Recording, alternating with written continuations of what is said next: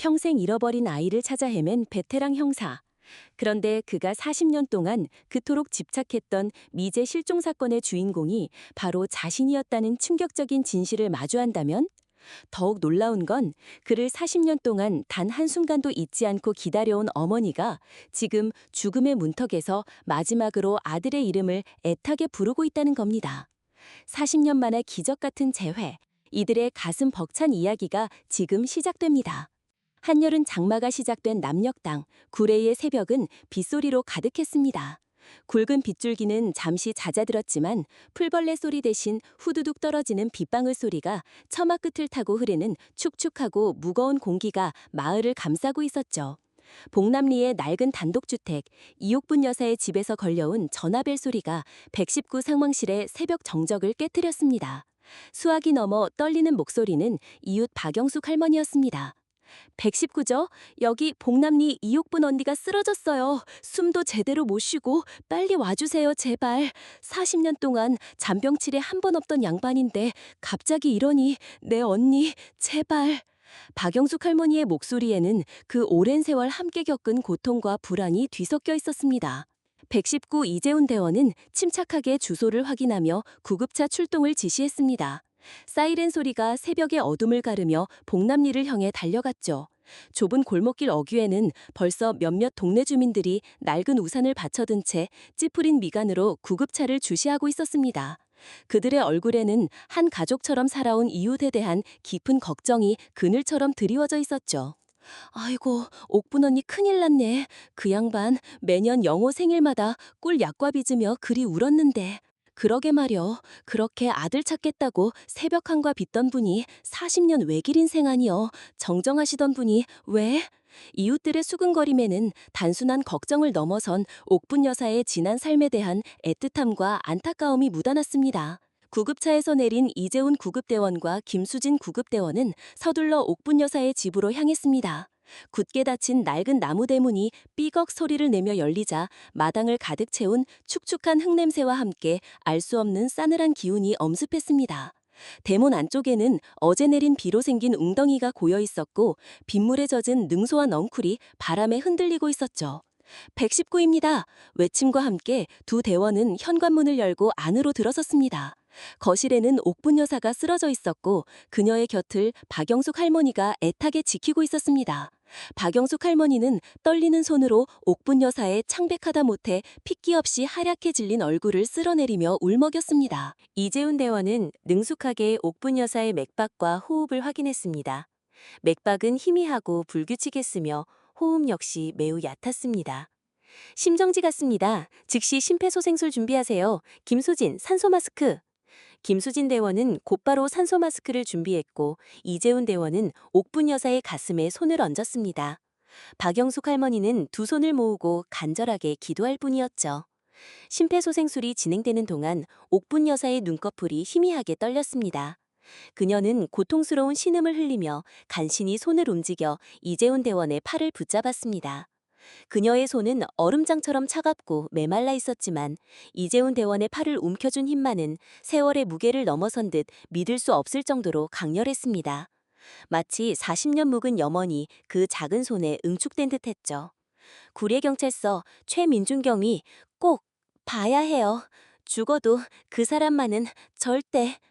그녀의 목소리는 끊어질 듯 위태로웠지만 최민준이라는 이름만은 마치 생명줄처럼 분명하게 들렸습니다. 어머님, 지금은 안정을 취하셔야 합니다. 저희가 도와드릴 테니 걱정 마세요. 이재훈 대원은 침착하게 말했지만 옥분 여사는 완강하게 고개를 저으며 그의 팔을 더욱 움켜쥐었습니다. 그녀의 눈빛은 흐릿했지만 그 안에 담긴 간절함은 누구라도 느낄 수 있을 정도였습니다. 그 눈빛에는 40년의 한이 그리고 마지막 희망이 담겨 있었죠. 최민준, 꼭. 옥분 여사의 애원에 이재훈 대원은 김수진 대원과 눈빛을 교환했습니다. 짧은 순간이었지만 두 사람 사이에 침묵의 합의가 이루어졌죠. 이재훈 대원은 직감했습니다. 이것은 단순한 요구가 아니라 한 인감의 삶을 지탱해온 마지막 염원이라는 것을. 알겠습니다, 어머님. 어머님의 마지막 소원이라면 병원으로 모시는 동안 꼭 연락해보겠습니다. 그의 부드러운 약속에 옥분 여사의 손에 힘이 풀리는 듯했습니다. 그 안도감 속에는 간절히 붙잡고 있던 끈을 이제야 놓아도 된다는 체념과, 하지만 한편으로는 아직도 놓지 못하는 희망의 잔영이 묘하게 뒤섞여 있었습니다. 그녀의 입술이 희미하게 고맙다는 듯 움직였습니다. 여사를 들것에 실으면서 이재훈 대원은 김수진 대원에게 고개를 끄덕였고, 김수진 대원은 곧바로 무전기를 들었습니다. 구급차가 구례 시내의 작은 병원으로 향하는 동안 김수진 대원은 무전으로 지역 경찰서에 연락했죠. 구례경찰서입니다. 무슨 일이신가요? 무전기를 통해 들려오는 목소리에는 경계심과 함께 사명감이 묻어 있었습니다. 119 구급대원입니다. 혹시 최민준 강력팀 경위님 계십니까? 아, 최경이요. 저는 당직 순경인데요. 최경희님은 오늘 오전 화개장터에서 발생한 대형 교통사고 현장에 급히 출동하셔서 현장이 워낙 혼란스러워 무전 연결이 쉽지 않습니다. 당직 경찰의 다급한 목소리가 들려왔습니다. 김수진 대원은 난감한 표정을 지었지만 포기하지 않고 계속해서 무전을 시도했습니다. 옥분 여사의 간절한 눈빛이 자꾸만 떠올랐기 때문이죠. 몇 번의 시도 끝에 희미하게나마 최민준 경위의 목소리가 무전기 너머로 들려왔습니다. 현장 통제 중 무슨 연락입니까? 김수진 대원은 급박하게 상황을 설명했습니다. 최경희님, 봉남리 이옥분 여사님께서 위독하신데 마지막으로 꼭 경희님을 뵙고 싶어 하십니다. 잠시 침묵이 흐른 뒤 최경희의 다소 놀란 듯한 목소리가 들려왔습니다. 이옥분 여사님이라면 전에 화개장터 앞에서 잠시 뵌 적이 있는. 알겠습니다. 사고 현장 정리되는 대로 바로 병원으로 가겠습니다. 현장 지휘는 강동철 형사에게 인수인계하고 가겠습니다. 그의 목소리에는 평소의 침착함 속에 왠지 모를 동요가 느껴졌습니다. 마치 오래전 잃어버린 조각이 그의 마음을 건드린 듯한 미묘한 떨림이었죠. 구급차는 읍내의 구례군 보건소 응급실로 향했습니다. 옥분 여사의 의식은 여전히 희미했고 산소 마스크 너머로 간헐적인 신음만이 흘러나왔죠. 이재훈 대원은 초조하게 병원에 도착하기만을 기다렸습니다. 응급실에 도착하자 의료진들이 신속하게 옥분 여사에게 달려들었습니다. 심전도 검사와 혈압 측정 등 응급처치가 진행되는 동안 옥분 여사는 간헐적으로 정신을 차리려 애썼습니다. 그녀는 힘겹게 눈을 뜨며 이재훈 대원을 찾았고 그의 손을 붙잡았습니다. 최경희 오시면 제 서랍 꼭 열어봐 달라고. 영호, 내 아들 사진. 마지막 힘을 짜내듯 간절하게 부탁하는 그녀의 모습에 응급실에 있던 사람들은 숙연해질 수밖에 없었습니다. 그 간절함은 차갑고 소독약 냄새 가득한 병원 응급실마저 숙연하게 만들었습니다. 마치 어머니의 마지막 염원이 공간을 가득 채운 듯했죠. 화개장터 교통사고 현장은 여전히 혼란스러웠습니다. 빗줄기는 더욱 거세졌고 부서진 차량 잔해와 흩어진 물건들이 사고의 참혹함을 그대로 보여주고 있었죠. 최민준 경위는 현장 지휘를 맡아 사고 수습에 총력을 기울이고 있었습니다. 하지만 왠지 모르게 마음 한구석에선 알 수 없는 불안감과 묵직한 이끌림이 그림자처럼 따라붙었습니다. 아침 무전으로 들었던 이옥분 여사라는 이름과 마지막 힘을 짜내듯 애타게 자신을 부르던 그녀의 목소리가 귓가에 쉬지 않고 맴돌았기 때문이죠. 그는 전에 화개장터 앞에서 홀로 한과를 팔고 있던 옥분 여사를 우연히 본 적이 있었습니다. 당시에는 평범한 할머니라고 생각했지만 그녀의 슬픔이 어려있는 듯한 깊은 눈빛이 오랫동안 뇌리에 남아있었죠. 팀장님, 사고 현장 수습은 거의 마무리 단계입니다. 인명피해는 더 없는 것 같습니다. 강력팀 강동철 형사가 다가와 보고했습니다. 최경위는 시계를 확인했습니다. 벌써 3시간이나 흘러 있었죠. 수고했다 강 형사. 나머지 현장 지휘는 네게 맡기마. 나는 잠시 구례보건소에 좀 다녀와야겠다. 그의 갑작스러운 말에 강 형사는 의아한 표정을 지었지만 별다른 질문 없이 알겠다고 답했습니다. 최경위는 서둘러 경찰차에 올라탔습니다. 빗줄기는 여전했지만 그의 마음은 폭우에 휩쓸린 강물처럼 거칠게 요동쳤습니다. 왠지 모르게 옥분 여사에게 가야만 할 것 같은 설명할 수 없는 강력한 이끌림이 그의 운전대를 쥐고 있는 듯했죠. 구례보건소 응급실에 도착한 최경위는 정우성 응급의학과 과장을 찾았습니다. 혹시 이옥분 여사님이라는 환자분 상태가 어떻게 되시는지 여쭤봐도 될까요? 그의 목소리에는 걱정과 함께 초조함이 묻어 있었습니다. 정우성 과장은 차트를 확인하더니 안타까운 표정으로 고개를 저었습니다. 상태가 매우 위중하십니다. 중환자실로 옮기셨고 오늘 밤이 고비가 될 수도 있습니다. 최경위의 얼굴은 더욱 어두워졌습니다. 혹시 저를 찾으셨다는 말씀을? 정우성 과장은 고개를 끄덕였습니다. 네, 위독하신 와중에도 계속해서 최민준 경위님을 찾으셨습니다. 그리고 만약에 돌아가시게 되면 복남리댁 서랍을 꼭 확인해달라고, 거기에 아들 영호 씨 사진이 있다고. 의사의 말을 듣는 순간 최경위의 심장이 격렬하게 뛰기 시작했습니다. 영호? 왠지 모르게 낯설지 않은 이름이었습니다. 그의 뇌리 속에서 불현듯 수년 전 자신이 매달렸던 한 미제 실종 사건 파일이 스쳐 지나갔습니다. 어머님과 저는 개인적인 친분은 전혀 없습니다. 전에 잠시 뵌 것이 전부인데 왜 저를 이토록 간절히 찾으셨을까요? 최경희의 질문에 정우성 과장은 안타까운 표정으로 답했습니다. 저도 정확한 이유는 알 수 없습니다. 다만 마지막 순간까지 아들 영우 씨를 그리워하셨다는 것은 분명합니다. 최경희는 더 이상 지체할 수 없다는 생각에 정우성 과장에게 감사를 표하고 서둘러 병원을 나섰습니다. 복남리를 향해 운전하는 내내 그의 머릿속은 혼란스러웠습니다. 서랍, 아들 영호의 사진, 왜 나를?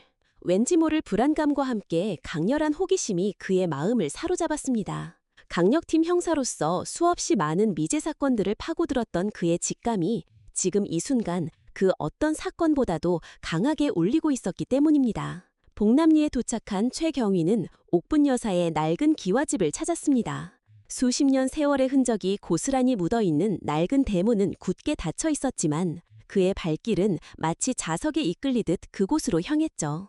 그는 조심스럽게 대문을 밀고 마당으로 들어섰습니다. 텅 빈 마당에는 빗물이 고여 있었고 싸늘한 기운만이 감돌았습니다. 최경위는 현관문을 두드렸지만 아무런 응답이 없었습니다.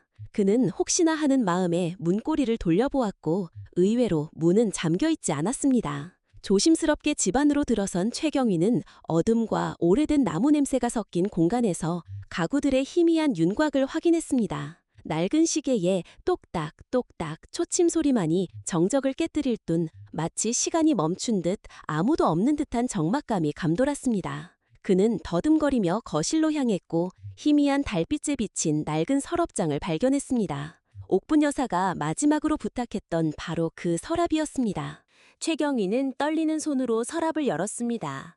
낡은 나무 서랍에서는 수십 년 묵은 종이의 쾌쾌한 냄새와 함께 희미한 습기와 곰팡이 냄새가 풍겨져 나왔습니다. 그 냄새는 마치 오랜 세월 봉인된 비밀을 말해주는 듯했습니다. 서랍 안에는 빛바랜 사진 몇 장과 노랗게 변색된 신문 조각들이 흩어져 있었죠. 가장 먼저 눈에 띈 것은 여러 번 접힌 채 낡아버린 신문 기사였습니다. 1985년 4월 17일자 지역신문의 일면에는 굵은 활자로 화개장터 5세 남아 실종, 애타는 어머니의 눈물이라는 제목이 실려 있었습니다. 기사 속 흑백 사진에는 슬픔에 잠긴 젊은 여인의 모습과 함께 파란색 줄무늬 옷을 입은 5살 남자아이의 낯익은 얼굴이 담겨 있었습니다. 최경위는 사진 속 아이에게서 묘한 시선을 느꼈습니다. 마치 오래전 잃어버린 퍼즐 조각을 발견한 듯한 강렬한 기시감이 그의 마음을 스쳤습니다. 그는 이 기사를 본 적이 있었습니다. 수년 전 미제 실종아동 사건들을 검토하던 중 이 박영호 사건에 유독 눈길이 갔고 밤새도록 관련 기록들을 파고들었지만 결국 해결하지 못했던 바로 그 사건이었습니다. 신문 기사 아래에는 잃어버린 내 아들 영호를 찾습니다 라는 문구와 함께 아이의 특징, 실종 당시 입었던 옷, 그리고 어머니 이옥분 씨의 연락처가 적혀 있었습니다. 최경위는 자신도 모르게 그 연락처를 휴대폰에 저장했습니다. 그리고 서랍 안쪽 깊숙한 곳에서 낡은 사진첩 한 권을 발견했습니다. 빛바랜 갈색 표지에는 떨리는 손글씨로 사랑하는 나의 영호에게 라고 적혀 있었죠. 그 옆에는 고이 비단으로 쌓인 작은 상자가 놓여 있었습니다. 상자에서는 달콤한 꿀향기가 희미하게 풍겨져 나왔죠. 최경위는 조심스럽게 사진첩을 펼쳤습니다. 갓난아기 때부터 시작된 한 아이의 성장 과정이 고스란히 담겨 있었습니다. 행복한 미소를 짓고 있는 어린 영호의 모습, 엄마와 함께 찍은 다정한 사진들을 넘기던 최경위의 눈길이 한 장의 사진에 멈췄습니다. 푸른 계곡물에 발을 담그고 환하게 웃고 있는 5살 무렵의 영호. 그리고 그의 오른쪽 가슴 부근에는 희미하지만 독특한 모양의 흉터가 보였습니다. 최경희는 숨을 멈췄습니다. 그의 심장이 격렬하게 뛰기 시작했죠.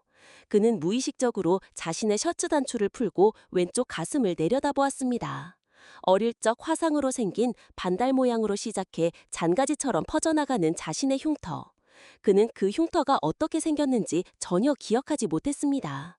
고아원에서는 그가 발견될 당시 이미 가지고 있었다고만 했습니다.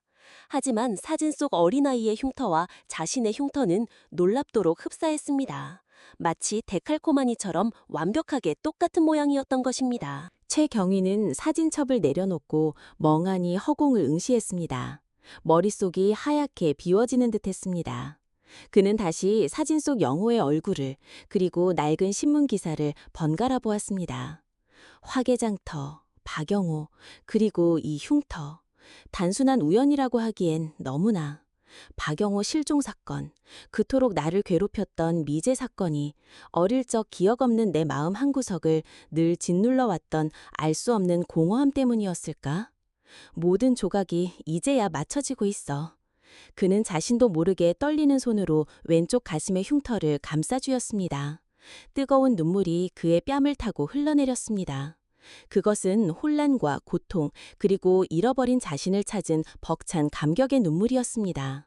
며칠 후 최민준 경위는 여전히 이옥분 여사에 대한 생각과 자신의 정체에 대한 충격으로 잠 못 이루고 있었습니다. 그러던 어느 날 구례의 파출소 관할 지역 순찰 근무를 하던 중이었습니다. 낡은 기와지붕의 한과점 앞에서 발길이 멈췄습니다. 왠지 모르게 시선이 머무는 곳이었죠. 가게 문틈으로는 달콤하고 고소한 꿀향기가 새어나왔고 안에는 흰머리가 희끗한 할머니 한 분이 정성스레 한과를 빚고 있었죠. 바로 이옥분 여사였습니다. 최경희는 자신도 모르게 차에서 내려 가게 안으로 들어섰습니다. 가게 안은 꿀향기로 가득했습니다. 왠지 모르게 마음이 편안해지는 아주 오래전 맡아본 듯한 익숙한 향기였습니다. 어서 오세요. 옥분 여사는 인자한 미소로 최경희를 맞이했습니다. 가까이서 보니 신분 사진 속 젊은 여인의 모습이 희미하게 남아 있었습니다. 최경희는 왠지 모르게 옥분 여사에게 친근감을 느꼈습니다. 안녕하세요. 구례경찰서에서 나왔습니다. 관할 지역 순찰 중에 들렀습니다. 최경희의 목소리가 가게 안에 울리자 옥분 여사의 속놀림이 순간 멈췄습니다. 그녀의 눈이 미묘하게 흔들리는 것을 최경희는 알아챘죠. 마치 40년 전 잃어버린 아들의 어릴 적 목소리가 성인이 되어 돌아온 듯 그녀의 귓가에 아련하게 울려 퍼졌기 때문입니다. 그녀의 마음속 깊은 것에 묻어둔 비밀의 문이 열리는 듯한 격렬한 떨림이었습니다. 경찰이시라고요? 그녀의 목소리는 가늘게 떨렸습니다. 혹시 불편하신 점은 없으신가 해서 최경희는 어색하게 말을 이어갔습니다. 그의 목소리가 울리자 옥분 여사의 눈빛이 더욱 깊어졌습니다. 마치 잃어버린 아들이 어릴 적 흥얼거리던 자장가 소리 같았기 때문입니다. 그때 옥분 여사의 시선이 그의 왼쪽 가슴 부근에 잠시 머무는 것을 느꼈습니다. 순간 최경희는 며칠 전 서랍에서 보았던 어린 영호의 사진 속 흉터를 떠올렸습니다. 옥분 여사의 눈빛은 마치 무언가를 확인하려는 듯 깊고 간절해 보였습니다. 실례지만 혹시 몇 살이신지 여쭤봐도 될까요? 여사의 갑작스러운 질문에 최경희는 잠시 당황했지만 솔직하게 나이를 말했습니다. 올해 45입니다. 옥분 여사의 눈에서 깊은 슬픔과 함께 복잡한 감정이 스쳐 지나갔습니다. 그녀는 잠시 말없이 최경희를 바라보았습니다. 마치 오랜 세월 찾아 헤매던 무언가를 눈앞에서 발견한 듯한 믿기지 않는다는 표정이었습니다. 저는 어릴 적 기억이 없습니다. 5살 무렵 화개장터 근처에서 길을 잃고 고아원에서 자랐습니다. 최경희의 담담한 말에 옥분 여사의 눈에서 주체할 수 없는 눈물이 흘러내리기 시작했습니다. 그녀는 떨리는 손으로 굳어진 입가를 가리며 낮은 흐느낌을 터뜨렸습니다. 화개장터, 5살. 그녀의 목소리는 떨렸지만 그 단어만은 분명하게 최경희의 귀에 들려왔습니다. 최경희는 갑작스러운 옥분 여사의 눈물에 당황했습니다. 혹시 제가 무슨 말씀을 잘못 드렸는지. 그는 어쩔 줄 몰라 하며 물었지만 옥분 여사는 고개를 저으며 눈물을 닦았습니다.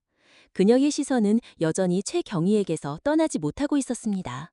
마치 오랜 시간 기다려온 답을 찾은 사람처럼 애틋하고 간절한 눈빛이었죠. 아닙니다. 그저 옛날 생각이 나서요. 그녀는 애써 미소를 지어 보였지만 눈가에 젖은 흔적은 그녀의 깊은 슬픔을 말해주고 있었습니다. 그 후로도 최정희는 순찰 중에 종종 옥분 여사의 한과점을 찾았습니다. 그녀는 매번 따뜻한 미소와 함께 직접 만든 한과를 건네주었고 최경희는 왠지 모르게 그녀의 따뜻함에 마음이 끌렸습니다. 며칠 뒤 구례에는 다시 장맛비가 쏟아지기 시작했습니다. 밤새도록 내린 비로 인해 복남천의 수위가 급격하게 상승했고 마을 주민들에게 대피령이 내려졌습니다. 최경희는 혹시나 하는 마음에 옥분 여사의 집으로 향했습니다. 이미 마을 곳곳은 물에 잠기기 시작했고 옥분 여사의 집 역시 마당까지 물이 차오르고 있었습니다. 최경희는 다급하게 대문을 두드렸습니다. 할머니, 어서 나오셔야 합니다. 위험해요. 문이 열리고 옥분 여사가 불안한 표정으로 나왔습니다. 그때 불어난 물살에 휩쓸려온 커다란 나무 토막이 여사를 향해 빠른 속도로 다가왔습니다. 최경희는 망설임 없이 여사를 밀치고 자신이 대신 나무 토막에 부딪혔습니다. 쿵 하는 소리와 함께 그의 제복 상의가 찢어졌고 왼쪽 가슴의 흉터가 빗물에 젖은 채 선명하게 드러났습니다. 순간 옥분 여사의 눈이 커졌습니다. 그녀는 물에 빠진 것도 잊은 채 찢어진 제복 사이로 보이는 최경희의 흉터를 넋을 잃고 바라보았습니다. 40년 전 잃어버린 아들의 가슴에 있던 바로 그 흉터였습니다. 빗물에 젖어 더욱 선명하게 드러난 반달 모양의 화상 자국은 그녀의 뇌리에 새겨진 아들의 흔적과 완벽하게 일치했습니다. 이 흉터는 내 아들 영호의 흉터. 똑같아. 영호야, 내 아들 영호야. 그녀의 얼굴은 창백하게 질려 있었습니다. 최경희는 아픔을 참으며 여사를 일으켜 세웠습니다. 할머니, 괜찮으세요? 빨리 안전한 곳으로 피해야 합니다. 그의 목소리는 걱정스러웠지만 옥분 여사는 그의 말은 들리지 않는 듯 여전히 그의 가슴에 시선을 고정한 채 떨고 있었습니다. 영호야. 그녀의 입에서 작고 떨리는 목소리가 흘러나왔습니다. 네? 최경희는 자신의 이름을 부르는 듯한 낯선 단어에 의아한 표정을 지었습니다. 하지만 옥분 여사의 눈에는 이미 확신에 찬 눈물이 가득 고여 있었습니다. 급류가 더욱 거세지자 최경희는 옥분 여사의 손을 잡고 서둘러 마을 언덕에 있는 대피소로 향했습니다. 대피소에 도착해서도 옥분 여사는 계속해서 최경희를 바라보았고 그의 가슴을 가리키며 무언가를 말하려 했지만 극도의 흥분과 탈진으로 인해 말을 제대로 잇지 못했습니다. 다음 날 비가 그치고 물이 빠진 후 옥분 여사는 서둘러 자신의 집으로 돌아갔습니다. 흙탕물로 뒤덮인 집안에서 그녀는 젖은 서랍을 열어 낡은 사진첩을 꺼냈습니다. 떨리는 손으로 사진첩을 펼쳐 5살 영호의 사진을 찾았습니다. 그리고 그의 가슴에 선명하게 찍힌 작은 흉터를 다시 한번 확인했죠. 그녀의 눈에서는 40년간의 그리움과 확신의 눈물이 본물처럼 터져 흘러내렸습니다. 그래, 맞아. 틀림없어. 내 아들 영호가 살아 돌아왔어. 그녀는 사진첩을 품에 안고 마치 살아있는 아들을 어루만지듯 중얼거렸습니다. 이제 그녀에게 남은 것은 단 하나, 그 경찰에게 자신이 기억하는 아들의 흉터를 확인시켜주고 그가 바로 자신의 잃어버린 아들 박영호라는 사실을 알려주는 것뿐이었습니다. 며칠 후 이옥분 여사는 갑작스러운 심장마비로 쓰러져 구례군 보건소 응급실로 실려왔습니다. 그녀의 상태는 매우 위중했고 의료진은 최선을 다해 치료했지만 쉽게 의식을 회복하지 못했습니다. 소식을 들은 최민준 경위는 밤낮으로 병원을 찾아 그녀의 곁을 지켰습니다. 그는 왠지 모르게 옥분 여사에게 깊은 연대감과 책임감을 느꼈습니다. 며칠 전 그녀의 집에서 보았던 사진 속 5살 아이의 모습과 자신의 가슴에 있는 흉터는 자꾸만 그의 머릿속을 맴돌았기 때문입니다. 그러던 어느 날 밤 최경희는 뜬 눈으로 밤을 새우고 있었습니다. 옥분 여사의 병실박 복도를 서성이던 그의 눈에 문득 자신의 왼쪽 가슴이 들어왔습니다. 무심코 셔츠 단추를 풀어 흉터를 확인하던 순간 그는 며칠 전 옥분 여사의 서랍에서 보았던 낡은 신문 기사를 떠올렸습니다. 화개장터 5세남아 실종, 박영호. 그리고 사진첩 속 어린 영호의 가슴에 있던 희미한 흉터. 그의 심장이 격렬하게 뛰기 시작했습니다. 그 흉터 너무나 똑같았어. 설마 내가 박영호, 그 미제 사건의 아이가 나였다고? 그는 급히 자신의 휴대폰을 꺼내 옥분 여사의 서랍에서 보았던 신문기사의 연락처로 전화를 걸었습니다. 몇 번의 신호음 끝에 떨리는 목소리가 들려왔습니다. 여보세요? 최경희는 숨을 깊게 들이마시고 자신도 모르게 떨리는 목소리로 물었습니다. 혹시 40년 전 화개장터에서 잃어버린 아이를 찾으시는 이옥분 여사님 댁이 맞으신지요? 수화기 너머의 목소리가 더욱 떨렸습니다. 네, 맞습니다만 누구십니까? 최경희는 수화기를 쥔 손이 떨리는 것을 느끼며 자신도 모르게 뜨거운 눈물을 터뜨렸습니다. 목소리는 떨렸지만 그 안에는 40년의 그리움과 감격이 고스란히 담겨 있었습니다. 어머니, 제가 어머니의 아들 영호입니다. 어머니의 아들 박영호입니다. 40년 만에 엄마, 제가 돌아왔어요. 수화기 너머에서 흐느끼는 울음소리가 들려왔습니다. 영호, 내 아들 영호야. 그것은 40년 동안 아들을 그리워해온 어머니의 절규였습니다. 최경희는 그 순간 모든 퍼즐이 맞춰지는 것을 느꼈습니다. 옥분 여사가 자신을 그토록 간절하게 찾았던 이유, 그리고 자신의 가슴에 있는 흉터의 의미. 그는 자신도 모르게 눈물을 흘리기 시작했습니다. 곧장 병원으로 달려간 최경희는 중환자실 앞에서 정우성 과장을 만났습니다. 그는 떨리는 목소리로 자신이 옥분 여사의 잃어버린 아들 박영호임을 밝혔습니다. 정우성 과장은 놀라움과 감동이 뒤섞인 표정으로 최경희를 바라보았습니다. 정말 믿기지 않는군요. 어머님께서 그토록 찾으시던 아드님이셨다니. 정우성 과장의 안내로 최경희는 조심스럽게 중환자실로 들어섰습니다. 차가운 소독약 냄새와 기계음 속에서 수많은 호스에 둘러싸인 채 미동도 없는 어머니의 모습이 그의 눈에 들어왔습니다. 그는 곁에 다가가 어머니의 손을 잡고 터져나오는 울음을 간신히 삼키며 속삭였습니다. 어머니, 영호가 왔어요. 그의 목소리가 닿았는지 옥분 여사의 감은 눈꺼풀이 미세하게 떨리는 듯 했습니다. 최경희는 어머니의 손을 잡고 간절하게 기도했습니다. 기적은 정말로 일어났습니다. 며칠 후 옥분 여사는 서서히 의식을 회복하기 시작했고 마침내 아들 영호, 아니 최민준 경위를 알아보았습니다. 40년 만에 이루어진 기적적인 재회였습니다. 옥분 여사의 눈동자에 최경희의 얼굴이 또렷하게 들어오는 순간 그녀의 입술이 미세하게 움직였습니다. 영호, 내 아들.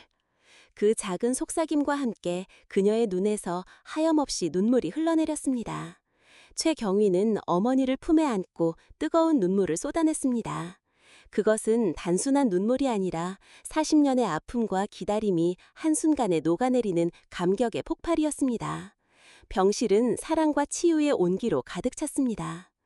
퇴원 후 이 옥분 여사는 아들 최민준 경위의 따뜻한 보살핌 속에서 건강을 빠르게 회복해 나갔습니다. 최경희는 어머니 곁으로 이사를 왔고 매일 아침 저녁으로 어머니와 함께 식사를 하며 잃어버린 40년의 시간을 조금씩 채워나갔습니다. 최경희는 법원에 자신의 이름을 박영호로 되찾는 신청을 했고 얼마 후 공식적으로 어머니의 아들 박영호가 되었습니다. 마을 사람들은 이 기적 같은 이야기에 감동하며 두 사람의 새로운 시작을 진심으로 축하해 주었습니다. 옥분 여사의 한과점은 다시 활기를 띠기 시작했고 박영호 경위는 퇴근 후 어머니와 함께 한과를 만들며 행복한 시간을 보냈습니다.